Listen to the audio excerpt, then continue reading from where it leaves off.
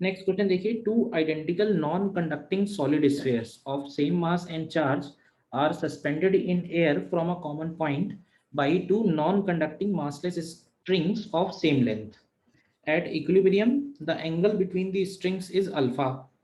तो देखते हैं क्या सिचुएशन है। सिचुएशन कुछ इस तरह की है कि देर आर टू स्ट्रिंग्स और एक मास इस स्ट्रिंग से है, एक मास इस स्ट्रिंग से अटैच्ड है। इक्विलिब्रियम में दोनों के ऊपर चार्ज होने की वजह से सेम चार्ज एंड मास, ये जो स्ट्रिंग है इन दोनों के बीच में अल्फा का एंगल आ जा रहा है। ठीक है, अल्फा का एंगल इसलिए आ रहा है क्योंकि हम किसी भी एक मास के ऊपर अगर हम फोर्सेस बैलेंस करें तो इस पे mg इधर की तरफ लगेगा, आपस की वजह से जो रिपल्शन है कूलम्बिक वो इधर की तरफ आ जाएगा और टेंशन T इधर की तरफ आएगा। तो ये सारे फोर्सेस बैलेंस हैं। तो अगर हम इसको बैलेंस करें तो यहाँ से इक्वेशन देखिएगा वर्टिकल में क्या बनेगी।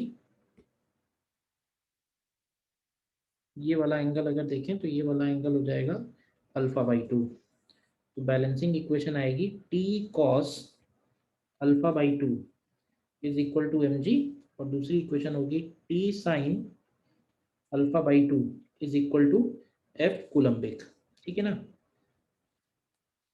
अब इसके बाद कह रहा है the spheres are now immersed, the spheres are now immersed in a dielectric of liquid of density this and dielectric constant 21 if angle remain same. तो देखो अगर हम इसको पूरे सिस्टम को डाइलेक्ट्रिक के अंदर ले जाएंगे, लिक्विड के अंदर ले जाएंगे, तो इसके ऊपर दो फोर्सेस होंगे जिनमें चेंज आएगा व्हेन इमर्स्ड इन लिक्विड। तो देखो लिक्विड में इमर्स करने के बाद टेंशन चेंज हो जाएगा, तो इस पर लिखेंगे टी डैश कॉस α/2।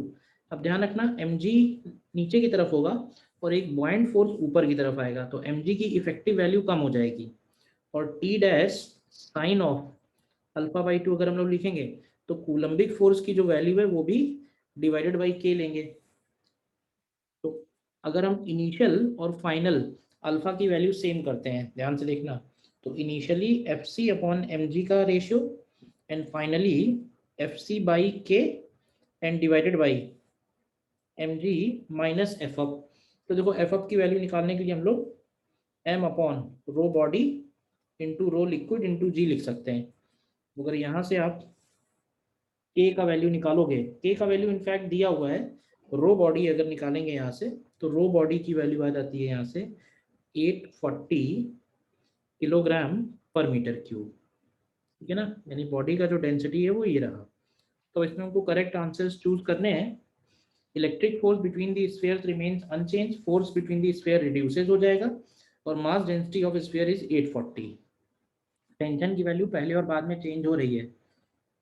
ठीक है ना, टेंशन इसलिए चेंज हो रहा है क्योंकि टेंशन का जो वर्टिकल कंपोनेंट ले लो या हॉरिजॉन्टल कंपोनेंट ले लो, दोनों ही चेंज हो जाएंगे। FC की जगह FC/2 आ जाएगा, FC/K की वैल्यू।